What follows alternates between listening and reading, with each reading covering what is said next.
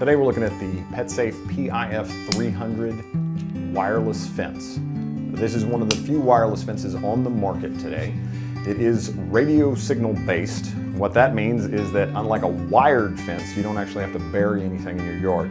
You have this system right here, which you put inside your house, and it sends out a radio signal that allows the dog to go up to 90 feet away from the transmitter.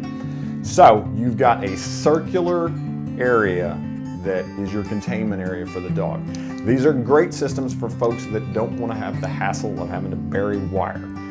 For the folks that understand what this system does and what its limitations are, it's real popular.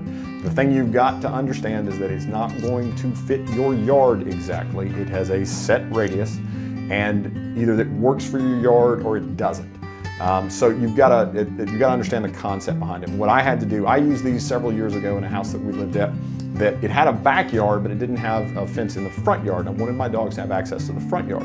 So what we did was we set up a wireless fence, and this allowed them to run out in the front yard but not get in the road. Worked great because of the size of my front yard. So the biggest thing you've got to look at is the shape of your yard, how close you are to the road, and whether or not it's going to fit what you're trying to do. Figure out where you can plug this up. It's got to be protected from the weather. So we're going to set this unit inside the house, inside the garage, and then we're going to go away 90 feet from that and see where that puts us. So you've got to experiment with it a little bit, test it.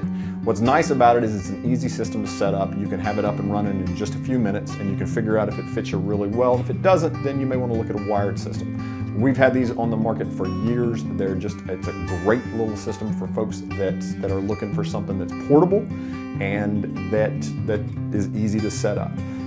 The other nice thing about them is that the collars have individual stimulation settings. So if you have one dog that's tougher than others, you can increase the stim on that dog, but it won't affect the other dogs. So that's a nice little feature.